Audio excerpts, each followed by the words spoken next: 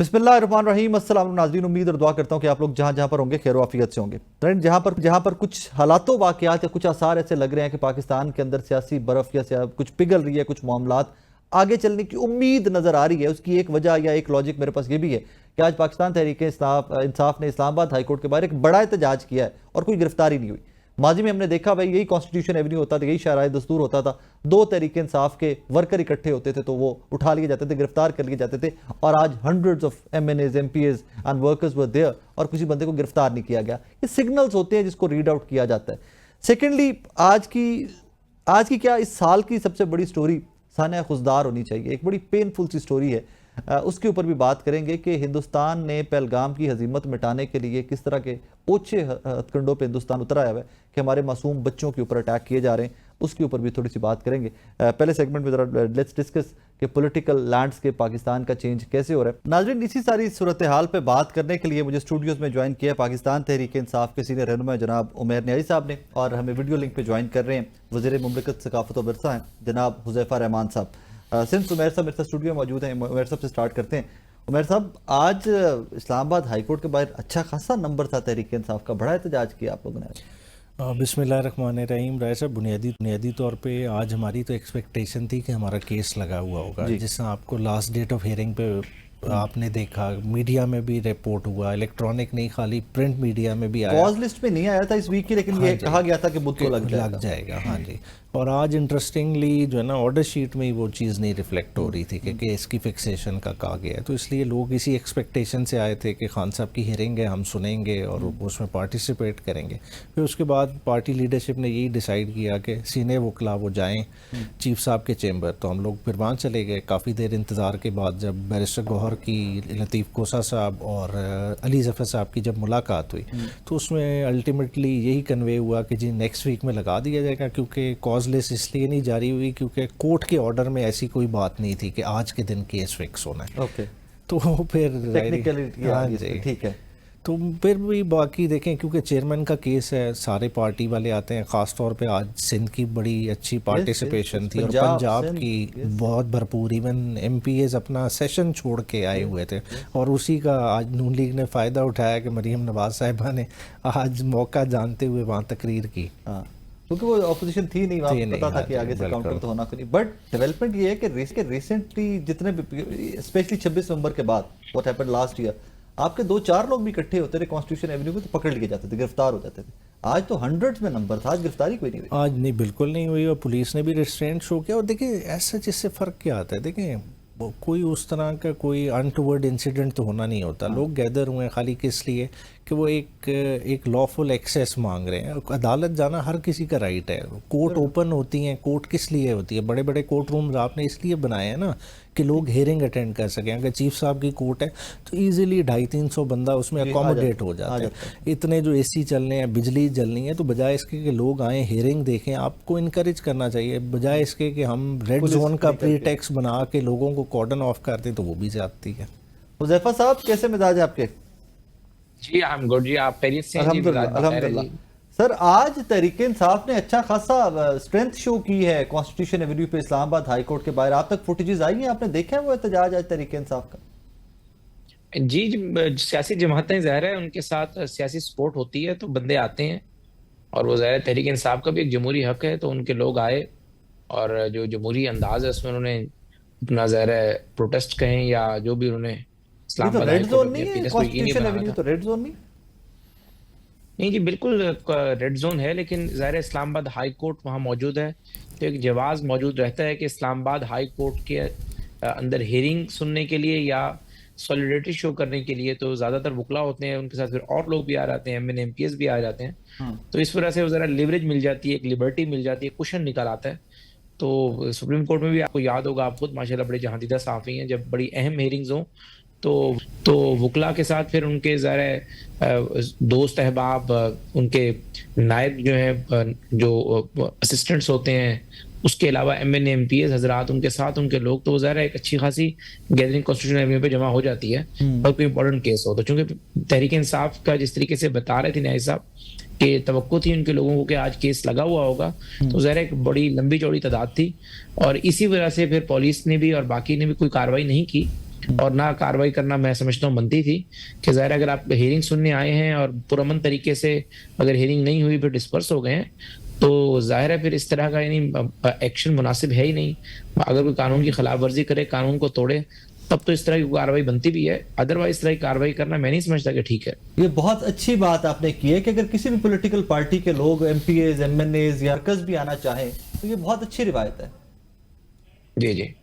तो आगे बढ़ते हैं, मुज़ाकरात के मामलात क्यों चल रहे हैं सिंस आपकी गवर्नमेंट, आप लोगों ने ऑफर किए तहरीके इंसाफ को, शहबाज शरीफ साहब ने फ्लोर्स ऑफ द असेंबली से कहा कि जब मुज़ाकरात को आगे बढ़ाते हैं वी आर रेडी, आगे बढ़ी कुछ चीजें?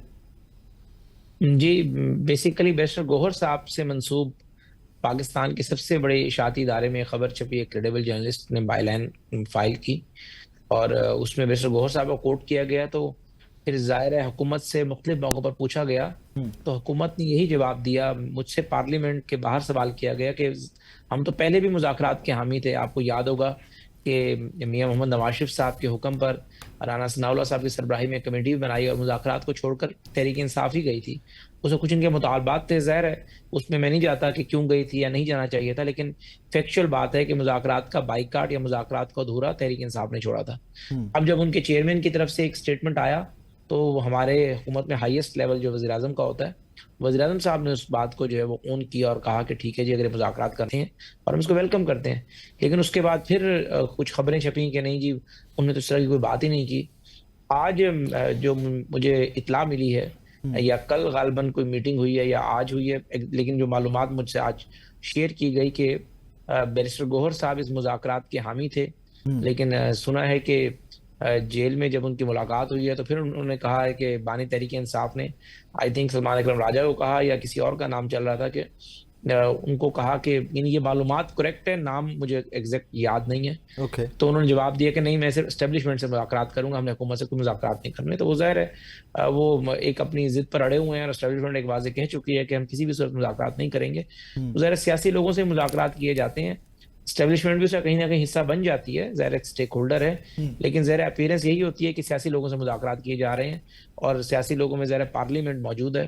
तो अगर मुज़ाकरात होंगे तो बड़ी प्यारी आज बात की, चूंकि प्राइम मिनिस्टर साहब ने आज एक ज़ोहराना रखा हुआ था सीनियर जर्नलिस्टों के एजाज़ में, तो कई आपके जो कॉलीग जर्नलिस्ट हैं उन्होंने यही सवाल किया कि जी आप क्यों जो है वो तहरीक इंसाफ से मुज़ाकरात नहीं कर रहे या मुज़ाकरात कामयाब क्यों नहीं हो रहे। तो पीएम इससे पहले कोई जवाब देते तो वज़ीर कानून आज़म सितारा ने बड़ी प्यारी बात की। उन्होंने कहा चूंकि मैं शहबाज साहब का कौंसल था, एक स्टेज ऐसी आई थी कि मियां नवाज शरीफ, मियां शहबाज शरीफ, हमजा शहबाज साहब और मरीम नवाज साहिबा चारों अरेस्ट थे और वो 3 महीने का एक पीरियड था जिसमें सिर्फ मेरी मुलाकात होती थी, क्योंकि कोर्ट एक बंदा अलाउ करती थी और मैं जाता था और खतो खिताबत और पैगाम रसानी मेरे थ्रू ही होती थी। उसने कहा मैं इस बात का विटनेस हूँ कि शहबाज साहब और मियां नवाज शरीफ ने वादे कहा हुआ था कि बाहर ख्वाजा आसिफ मौजूद है और जो मर्जी फैसला करे, यानी लीडरशिप का अख्तियार देते हैं और 80% फैसले तो ऑन स्पॉट करने होते हैं। तो उन्होंने कहा मसला ये है कि मैं खुद भी वजीर पार्लिमानी अमूर रहा हूँ, तो तहरीक इंसाफ की किसी बंदे के अख्तियार में कुछ होता ही नहीं, वो कहते हैं हम अडयाला जाएंगे और चीजें वहीं स्टक हो जाती हैं, इसलिए मुज़ाकरात आगे नहीं बढ़ पाते। तो आज नहीं, ये चूंकि ऑफ द रिकॉर्ड गुफ्तगू थी लेकिन चूंकि यहाँ रेलिवेंट थी इसलिए मैंने यहाँ पर आपको गोश गुजार की। आपके सारे सहाफ़ी दोस्त, मुजीब रहमान शामी साहब भी बैठे हुए थे, सुहेल बड़ाई साहब भी बैठे हुए थे, बाकी लोग भी थे, तो उनके सामने बात की। तो बेसिकली मसला वही है कि जो पार्लियामेंट में लोग हैं वो ज़ाहिर है बानी तहरीक इंसाफ के नाम पर वोट लेकर भी जरूर आए होंगे, उनकी जमात का हिस्सा भी हैं, लेकिन उनके पास अख्तियार कुछ नहीं है। वो हर बात उमैर साहब इसका जवाब लेते हैं। उमैर साहब, हुज़ैफा साहब कह रहे हैं कि मुज़ाकरात हुकूमत से स्टार्ट करें, बाद में एस्टेब्लिशमेंट भी हिस्सा बन जाएगी। मतलब वो डिनाई नहीं कर रही इस रियलिटी को कि पाकिस्तान की एस्टेब्लिशमेंट एक रियलिटी है। वो कह रहे हैं कि मुज़ाकरात स्टार्ट तो करें, फिर बाद में एस्टेब्लिशमेंट भी ऑन बोर्ड आ जाएगी, मुज़ाकरात का हिस्सा बन जाएगी। बिल्कुल। और आई थिंक ये बहुत संजीदा बात नहीं, अगर देखें आइडियली प्रैक्टिकली तो इसी तरह लगता है होना चाहिए, मगर देखें जो फॉर्म 47 वाला मसला आड़े आ जाता है ना, उसकी वजह से जो पीटीआई के सर्कल्स में और खान साहब जो बहुत ज़्यादा उस जिस चीज़ को फील करते हैं, उनको ये है कि ये बेख्तियार गवर्नमेंट बैठी हुई है और बेख्तियारी के आलम में मतलब जो है ना इनसे एक्सपेक्ट करना कि ये उस चीज़ पे कुछ कर सकेंगे तो वो उस चीज़ का पर्पज़ नहीं नज़र आता। जैसा बैरिस्टर गौहर का जिक्र कर रहे थे, बिल्कुल बैरिस्टर गौहर जब प्राइम मिनिस्टर ने फ्लोर ऑफ द हाउस पे बात की थी तो उन्होंने उसको उसी तरह से रेसिप्रोकेट किया था और साथ का खान साहब तक भी गए, खान साहब से उस चीज़ पर बात की। मगर ज़ाहिरी बात है कल की खान साहब की ट्वीट के बाद तो मेरा नहीं ख्याल कि कुछ नज़र आता है कि इस तरह का पोलिटिकल डायलॉग चल सकेगा। जहाँ तक बात है देखें फैसले कहें कि आप कहें गौर साहब नहीं कर रहे, उन्होंने ख्वाजा आसिफ साहब की एक एग्जांपल दी। देखें इधर हमें एक मेजर हैंडीकैप है। मेजर हैंडीकैप क्या है कि देखें इनकी अगर लीडरशिप अंदर थी तो बहुत सारी लीडरशिप बाहर भी थी। तहरीक इंसाफ के साथ पिछले 3 साल में क्या हुआ है कि जो टॉप टियर की लीडरशिप थी प्रेस कॉन्फ्रेंसेस करके फारिग कर दी गई। फिर जो टियर में बचती थी लीडरशिप, शाह महमूद कुरैशी साहब बाहर होते तो एक डिफरेंट स्टोरी होती, आपने वो भी अंदर रखा हुआ। मतलब आपने बहुत हद तक वो गुंजाइश ही ख़त्म कर दी कि बाहर एक ऐसी पर्सनालिटी होती कि जिसको खान साहब अगर कॉन्फिडेंस देते भी तो आपकी पब्लिक भी रिस्पॉन्ड करती। अभी मसला क्या है कि खान साहब, please don't say that, you just made me laugh. इसका मतलब है कि बैरिस्टर गौहर साहब को अगर मैंडेट दिया भी जाता है तो पब्लिक और आपकी पार्टी को एक्सेप्ट नहीं करती। नहीं, इस वक्त क्या हो गया, लोगों का कनेक्शन डायरेक्ट इमरान खान से हो गया। मैं खाली गौहर साहब की बात नहीं कर रहा, मैं ओवरऑल सारों की, जिसमें मैं भी बैठा हूँ, कि अगर मुझे भी वो कहें ना, देखिए लोगों ने देख किसे रहे हैं, खान साहब को। आपके पास एक बहुत बड़ा ब्रिज है जो रिसेंटली सरफेस किया और बड़ा वो पॉजिटिवली सरफेस किया है, that is Salima Khanum Sahiba. Whatever she says people buy that, people listen to her. इतना बड़ा ब्रिज है ना आपके पास, नहीं मगर उस ब्रिज को इख्तियार किसने देना है? इमरान खान ने देना है ना।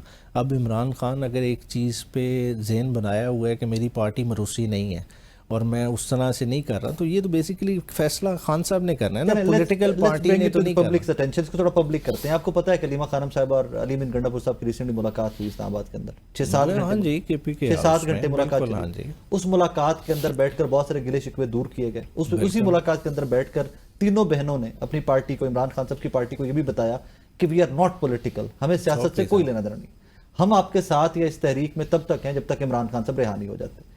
तो जब इसमें मॉरिसी सियासत कहाँ से आ जाती है? बिल्कुल नहीं आती। मगर बात ये है जो आप इख्तियार की बात कर रहे हैं कि खान साहब ने किसको देना है। अगर वो सलमान राजा को कह रहे हैं, ठीक है ना, अभी तक या तो वो बहनों को कहें, किसी एक को टास्क दे देते हैं कि जी आप मेरे बिहाफ पे निगोशिएट करें या बात करें, वो अली अमीन को दिया ना। मगर बात है कि लोगों में पोजीशन खराब हो जाती है। अली अमीन के साथ क्या हुआ है आपने देखा है? अली अमीन को कितना मिसट्रस्ट का शिकार हो गया, किस वजह से कि आप अच्छे भी बने, आप जेल में भी जाएं, आप मैसेंजर बने, मगर वो ये है कि अपने मैसेंजर को तो नहीं गोली मारी जाती ना।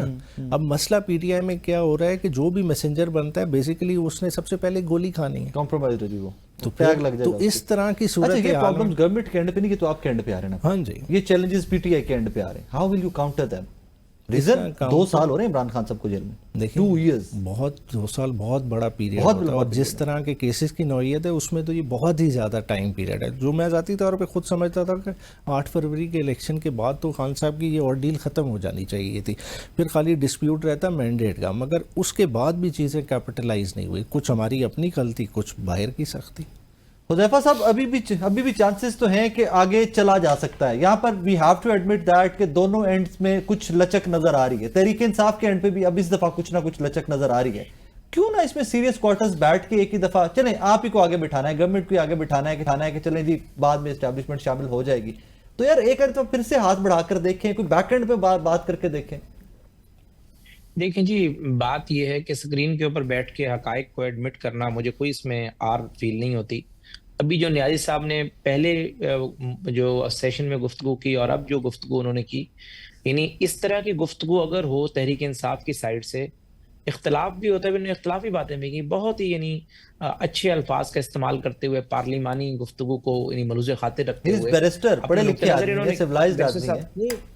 नहीं बेशक यानी और भी सिविलाइज्ड लोग हैं, लेकिन लोगों को सिविलाइजेशन डिग्रियों से नहीं आती ना, ये आपके ब्लड लाइन में होती है। तो वो बात बंदे को अच्छा फील भी होता है कि यार इस एक बंदे ने अपना नुक्ता नजर दिया है। अब मेरा उनके नुक्ता नजर से इख्तलाफ हो सकता है, अब ये मेरे और उनके व्यूअर ने फैसला करने हैं, वो सही बात करें, मैं कर रहा हूँ। एक दूसरे को गालम गलोच, नफरत, तलखी, ये सारी चीजें बेसिकली एक तो मैं इसे अप्रिशिएट करता हूँ। देखिए इस तरह की गुफ्तगू होनी चाहिए और इसी तरह की गुफ्तगू के बाद ही जो सियासत के अंदर, मैं नाम नहीं लूंगा, ज़ाहिर है उन्होंने तल्ख बात नहीं की तो मेरा भी बनता है मैं तल्ख बात ना करूं।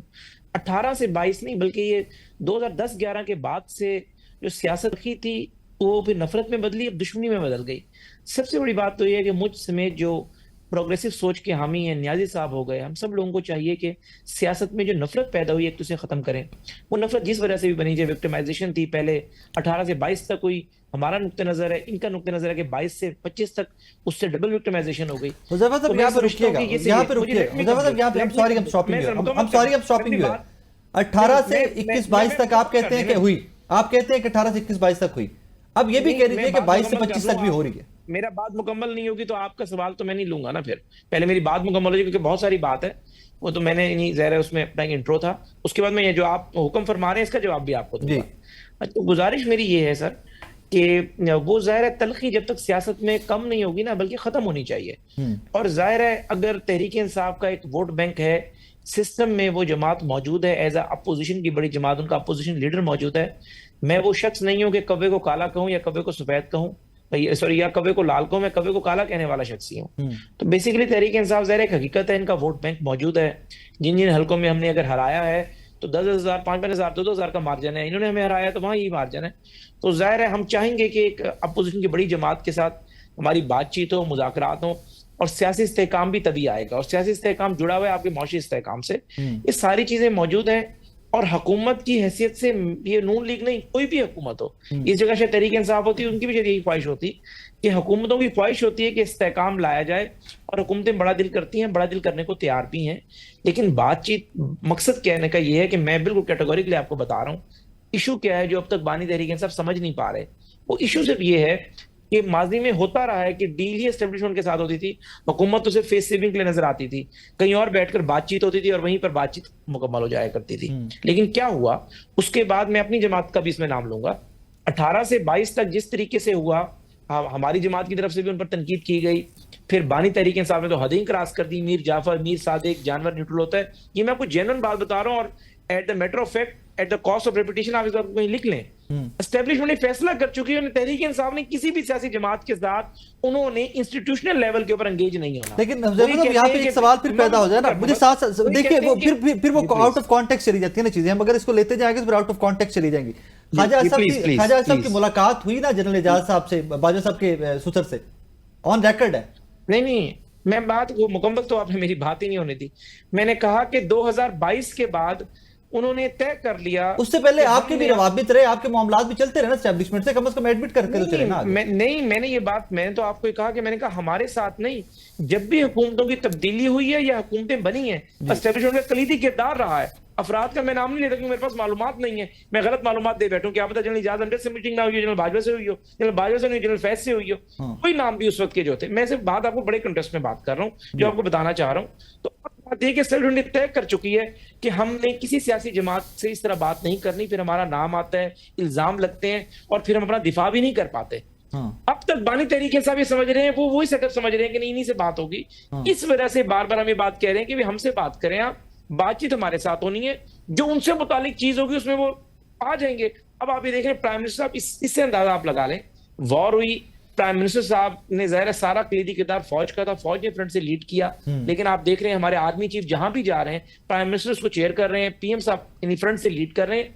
ये फौजी क्यादत की ही ज़ाहिर है नई सोच है ना जी, कि सियासी क्यादत को किस तरीके से आपने आगे रखना है। तो ये बात तहरीक इंसाफ को समझ नहीं आ रही। मैं ये समझता हूं अगर एस्टेब्लिशमेंट की पॉलिसी होती मुज़ाकरात करने की, और वो चाहते तो तहरीक इंसाफ से करने में कोई आर भी नहीं थी, कर लेते, कोई बात नहीं, मुल्क में इस्तेहकाम आ जाए। लेकिन भाई वो तय कर चुके हैं, हमने किसी से भी नहीं करना। कल नून होगी शायद उनसे भी नहीं करेंगे, पीपल्स पार्टी के साथ हमारे इश्यूज होते हैं, हम खुद ही कर रहे होते हैं। अगर एस्टेब्लिशमेंट रोल प्ले कर रही हो तो फिर पार्टी चलने पड़े ना, यानी हमारे खिलाफ बयानियां बनाते, नहर का इशू आया, फलां इशू आया, नहर वाला इशू सबको पता है कि एसएएफसी किसने बनाई है। तो मैं अर्ज ही कर रहा हूं कि मेरे जितने भी दोस्त हैं जो काबिल एहतराम है तहरीक इंसाफ में, बड़े अच्छे सीजन लोग मौजूद हैं, बड़े पॉलिटिशियन, मैच्योर पॉलिटिशियंस हैं। बात यह है कि आपको अब ये हुकूमत अच्छी है या बुरी है, अगर बातचीत करनी है तो इसी हुकूमत से करनी है, पर लड़ाई का रास्ता तो जरा आप लोगों ने अपनाया हुआ है, एग्रेशन। यहां से आगे वे आउट निकल सकता है ना, नहीं समझ नहीं आ रहा, वे आउट निकल सकता है यहां से।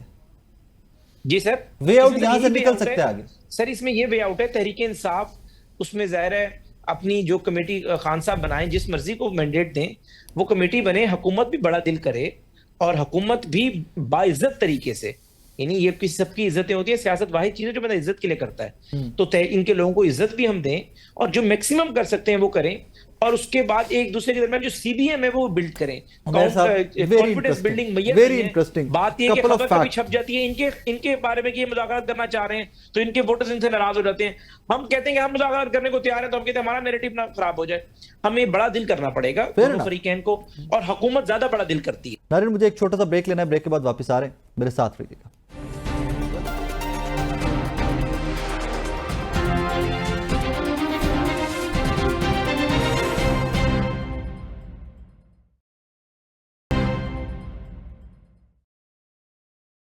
वेलकम बैक नाजरीन। वो दो तीन चीजें, एक तो उन्होंने कहा जी वी डू अंडरस्टैंड कि थ्रू आउट स्टैब्लिशमेंट पीछे हुकूमतें बनाती भी रही है, गिराती भी रही है, 22 तक भी मामला चलते हैं, और आप लोग कहते हैं कि आज भी हमने स्टैब्लिशमेंट से बात करनी है, शायद अकॉर्डिंग टू हुज़ैफा साहब आपको पुरानी आदत पड़ी हुई है। मैं इस चीज की बहस में नहीं जाता कि आज की स्टैब्लिशमेंट इन्वॉल्व है पॉलिटिक्स के अंदर या नहीं, इसको चले पॉजिटिव नहीं, मैं चूंकि तलखी नहीं बढ़ाना चाहता, मैंने आदत नहीं कहा, मैंने कहा चूंकि शायद मालूमात अपडेट नहीं हुई इनके पास। चले, मैं ऐसी कोई बात नहीं करना चाहता कि आदत वगैरह, चूंकि प्यारी बातें हो रही हैं, अच्छी बातें हो रही हैं, ठीक है, चले मैं आपके साथ चल पड़ा, ठीक है, फाइन, अपडेटेड नहीं है आप लोग उस सारे सिनेरियो के ऊपर। अब यहाँ पर सवाल ये पैदा होता है कि anybody and everybody would ask that कि गवर्नमेंट से अगर मुज़ाकरात किए जाएं, गवर्नमेंट आपके चैलेंजेस, आपके इश्यूज अगर अंडरस्टैंड करती है, जो मुझे हुज़ैफा साहब की गुफ्तगू से लगा, दे डू अंडरस्टैंड, सोल्यूशन है इनके पास, क्या आपको कुछ दे भी सकते हैं या सिर्फ बैठकर ऑप्टिक्स की गेम?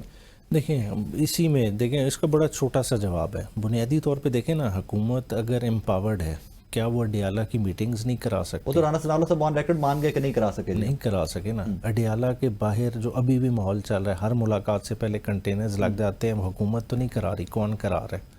ठीक है, ये सारे सबके सामने है ना।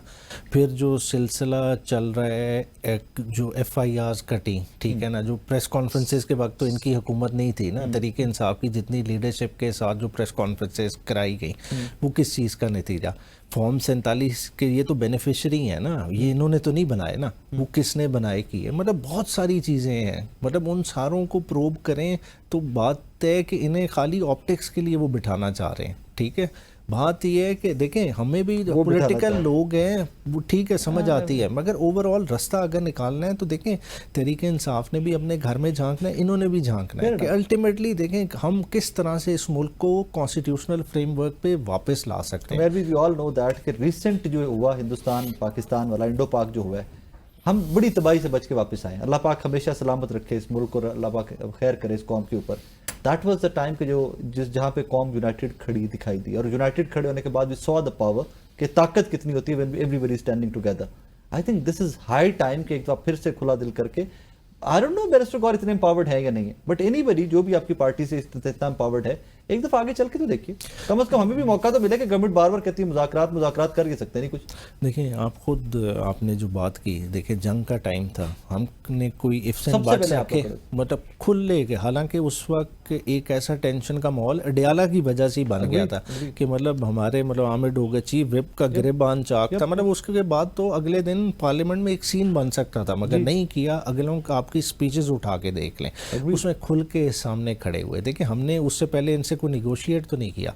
आज गवर्नमेंट एम्पावर्ड है, ठीक है, ये खुद फैसला कर लें कि यार पॉलिटिकल लोग जो बैठे हुए हैं 2-2 साल से, मतलब आप जास्मीन राशिद की एग्जांपल उठा लें, कोर कमांडर नहीं, वो तो है, कोर कमांडर हाउस के केस में वो डिस्चार्ज हुई है, ऑन रिकॉर्ड है, तो आपने 2 साल से अंदर किस लिए रखा हुआ है? उमर चीमा जो मौके पे मौजूद ही नहीं है, उसकी एक कोई तस्वीर दिखा दें कहीं की, कोर कमांडर हाउस के इर्द गिर्द 2 साल से आपने करीब उसे अंदर रखा हुआ है।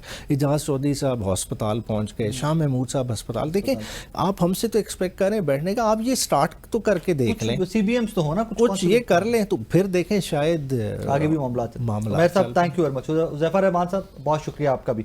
नाजरीन, सानह पेशावर के जख्म इस कौम के आज तक भरे नहीं है। आज भी जब भी उन बच्चों की फ़ोटोज़ की मेमोरी जहन में आ जाती है तो यकीन मानिए वो पूरा दिन इंसान बहुत अपसेट रहता है। कोई भी साहिब औलाद इस पेन को फील कर सकता है, समझ सकता है, और बदकिस्मती की बात यह है कि इस कौम को एक ऐसा ही ज़ख्म आज फिर सानह खुजदार की शक्ल में मिला है। अभी चंद हफ्ते ही गुजरे थे जाफ़र एक्सप्रेस के साने को हुए, और उसके बाद अब सानह खुजदार।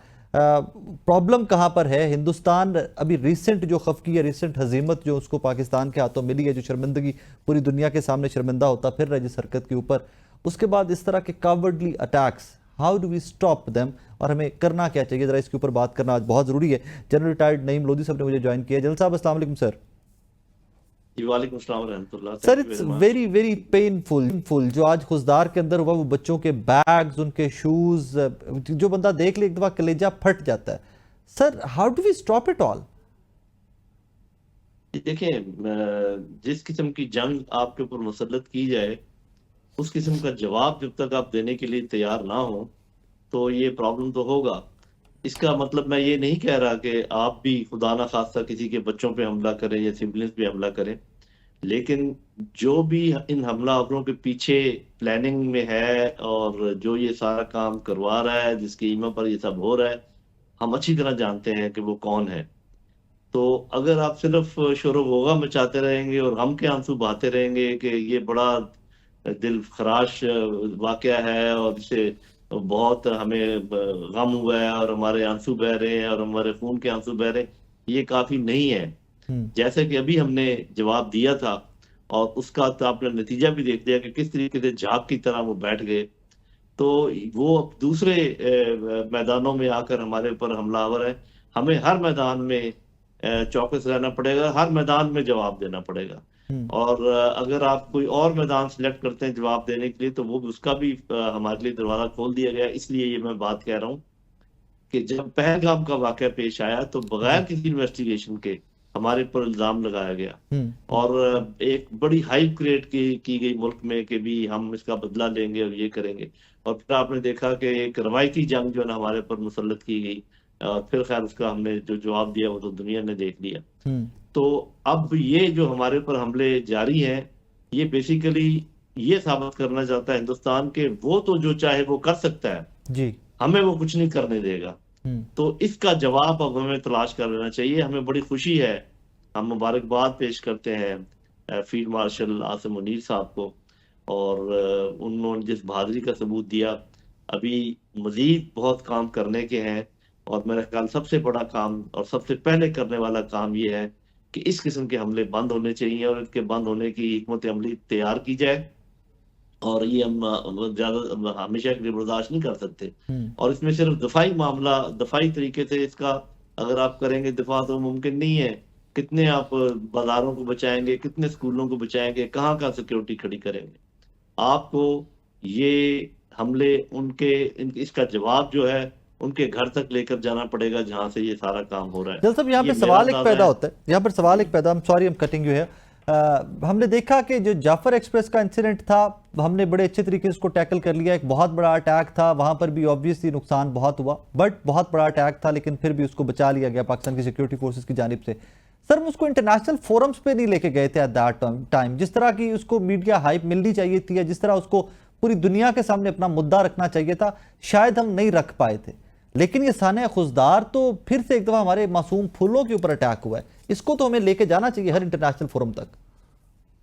हाँ जी, इंटरनेशनल फोरम तक भी लेके जाना चाहिए और जिन लोगों ने यहाँ पर ये काम किया है, जो उनके मोहरे हैं, उनके साथ भी हमें नबरदज़मा होना चाहिए। जो उन मोहरों के पीछे चालें चल रहे हैं उनके साथ भी नबरदज़मा होना चाहिए। आपने बिल्कुल सही कहा कि जाफर एक्सप्रेस का सानिया जो है पहलगाम वाले मामले से कई गुना बड़ा जी, था ऐसे ही अगर देखा जाए। जी। और आज वाला मामला तो बिल्कुल ही आप समझे कि मुख्तलिफ नौयत का है और इसमें बच्चों की जानें, मासूम जानें जो है वो इसके अंदर इन्वॉल्व है। तो अब ये देखना होगा कि हम किस किस जंग में अच्छे हैं। क्या सिर्फ जो रवायती जंग है उसमें अच्छे हैं या ये वाली जंग भी हम लड़ सकते हैं? आने वाले दिनों में हमें इसका अंदाजा हो जाएगा। जी जल साहब, thank you very much sir, thank you very much. नाज़रीन, के इस टॉपिक के ऊपर मेरे पास बहुत सारा कहने को कुछ नहीं है। All that I want to say is इन फूलों की जो फोटोज, जो वीडियोस हमारे पास आई है, उसके बाद we want their revenge, we want to avenge them. हमारे बच्चों का शहादतें, इनका खून ये रायगा कभी जाएगा भी नहीं।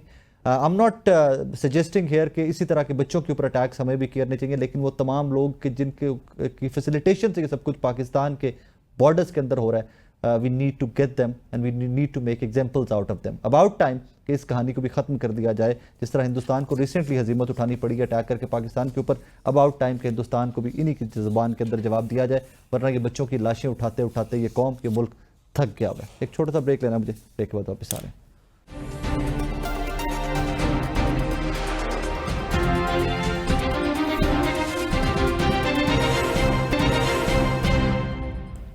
नाज़रीन, वैसे तो रिसेंटली सुनने में ये आता है, अंडर डिस्कशन रोज आता है कि जी महंगाई पाकिस्तान में कम होगी, लेकिन कितनी महंगाई कम हुई है वो आप डेली निकलिए किसी भी बाजार में, किसी भी चौक चौराहे में चले जाइए, किसी भी एक बंदे से बात कर लीजिए, आपको आइडिया हो जाएगा कि पाकिस्तान में महंगाई कितनी हुई है। लेकिन recently when it comes to the business, तो कल से एक खबर बड़ी वायरल हो रही है कि जनाब आइंदा जो साल का बजट है उसके अंदर कुछ गाड़ियों में कॉम्पनसेट कर रहे हैं, कुछ गाड़ियाँ सस्ती होंगी या इम्पोर्ट 3 साल से 5 साल पहले जा रहे हैं कि 5 साल पुरानी गाड़ियां आप इंपोर्ट कर लीजिए, उसका इम्पैक्ट क्या होगा? क्या गाड़ियां सस्ती होने जा रही हैं, गाड़ियां महंगी होने जा रही हैं? उस पर जरा थोड़ी सी बात करना आई थिंक बहुत जरूरी है। शुएब अहमद साहब ने मुझे स्टूडियो में ज्वाइन किया है, साबिक सदर है all Pakistan car dealers association के। शुएब साहब अस्सलाम वालेकुम जी, खैरियत से? आप ठीक ठाक हैं? सबसे पहले दो ही सवाल बनते हैं कि पाकिस्तान के अंदर गाड़ियां महंगी क्यों हैं, और क्या अगले बजट के अंदर या दिस ईयर सस्ती होने का कोई उम्मीद है, कोई चांसेस हैं?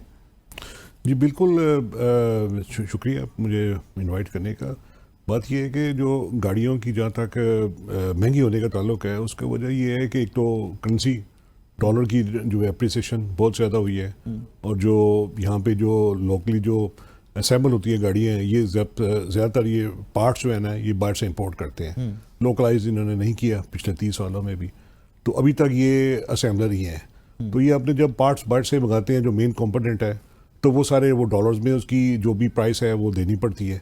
तो जाहिर है वो फिर उसके ऊपर गाड़ी की प्राइस जो है फिर वो ऑटोमेटिकली महंगी हो जाती है। तो अभी हमें जो है, जब ये जो हमें इंफॉर्मेशन आ रही है, और इस बारे में हम बहुत ज़्यादा हमें एक खुशी भी है कि काश ऐसा हो कि गाड़ियों की जो प्राइसिंग है वो कम हो। तो उसके लिए यही है कि अगर आप ये इंपोर्ट को ओपन करेंगे और कमर्शियल इंपोर्ट को जो है ना लॉक करेंगे, उससे ये होगा कि एक फेयर कंपटीशन आएगा। जब कंपटीशन आएगा तो इसका मतलब है कि फिर वो जो असेंबलर्स हैं उनको भी अपनी गाड़ियों की प्राइसेस को नीचे करना पड़ेगा, और उसमें बहुत रूम है। तो सेकंड हैंड जो गाड़ियाँ हैं, जो हमारी बाइंग पावर जो है ना वो बिल्कुल नेगेटिव है कंपेयर टू द जो हमारे वेजेस हैं, जो लोगों की सैलरीज हैं, या जो बिजनेस में उनके प्रॉफिट्स हैं, वो इतने नहीं हैं जिसकी वजह से वो महंगी गाड़ियाँ अफोर्ड कर सके। तो उसके लिए ये हम बड़े खुशाइम बात है कि इसमें हम जो सुन रहे हैं, उसमें अभी दो चीजें हैं ना, उसमें कह रहे हैं कि जी जो 3 साल की तो रेगुलर ड्यूटी जो है, जो टैक्सेस है वही होगी। अगर आपने 5 साल पुरानी मंगवानी तो 40% उस टैक्स के प्लस जाएगा, उससे भी 40% मजीद ऊपर चला जाएगा। तो गाड़ी सस्ती होने की बजाय इंपोर्ट की गाड़ी तो मजीद महंगी नहीं। देखिए इसमें काफ़ी ना कंफ्यूजन है, अभी तक ये क्लैरिटी नहीं है इसमें। मैं तो ये कोई फार्मूला बन नहीं सकता कि अगर आप कहें कि जी वो आप जो गाड़ियों की इस वक्त जो ड्यूटीज़ जो हैं वो ही रखेंगे और उसके ऊपर प्लस वो 40%, ये कोई लॉजिक नहीं बनता। ये जापानीज के ऊपर क्या इंपोर्ट ड्यूटी है अभी राइट नाउ? देखिए जी, इसमें जापानीज जो जापानीज वो कोई भी यूज जो इंपोर्ट गाड़ी है ना, वो depending on their engine size, तो ये कोई 300% से 400% उसकी 300% जी 300% 400% मैं मोटी सी मिसाल देता हूँ पीकेआर के अंदर कि अगर मैं 10 लाख रुपए की गाड़ी जापान से खरीदूं तो मुझे 30 लाख रुपए उसके ऊपर टैक्स जी से भी ज्यादा आप देना पड़ता है जी, और फ्रेट अलग से होगा उसके ऊपर जी बिल्कुल एग्जैक्टली जी जी। तो ये बहुत ज़्यादा ज्यादती है। ये मतलब दुनिया में ऐसी ड्यूटीज कहीं में भी नहीं है जो पाकिस्तान में चार्ज की जाती हैं, just to protect these car segments. हम तो दुआ कर रहे हैं जी, IMF ही काश हमारे लिए जो है ना वो एक अच्छा ये इसे मतलब एक बहुत से जो है ना वो आपके लिए नॉट ओनली तो जो है बिजनेस ही जो है, इसमें जो कंज्यूमर्स के लिए बहुत फ़ायदा है इसमें होगा।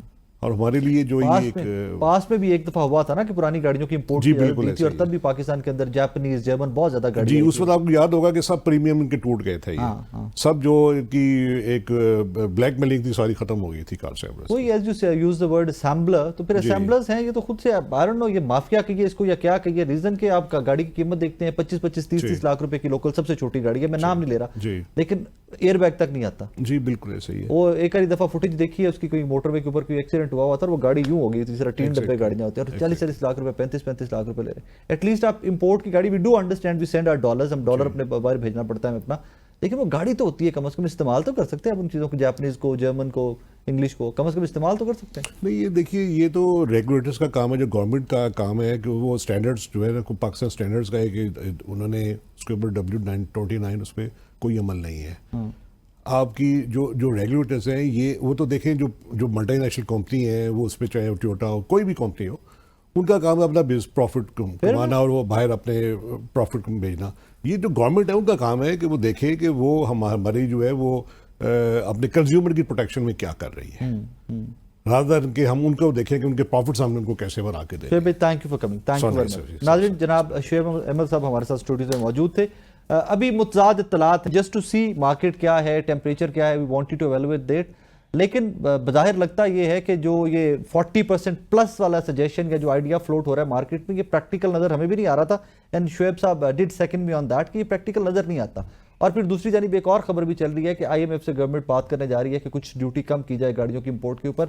Reason, I am not anti local manufacturers, या जो हमारे पास यहाँ मैन्युफैक्चरर तो है ही नहीं, खैर असेंबलर्स यहाँ बैठे हुए, बट क्वालिटी जो है, जो क्लास है, जो हम व्हीकल यूज़ कर रहे हैं, जितनी उसकी कीमत पे कर रहे हैं, वो कंपैरिजन बनता नहीं है। That is not worth it. I hope कि गवर्नमेंट इसके ऊपर भी कुछ स्ट्रिक्ट पॉलिसीज़ बनाए और इन डेज टू कम आपके, मेरे लिए, कंज्यूमर के लिए, पाकिस्तानियों के लिए आसानी हो। अपना बहुत सारा ख्याल रखिएगा, दुआ में याद रखिएगा। अल्लाह हाफिज़।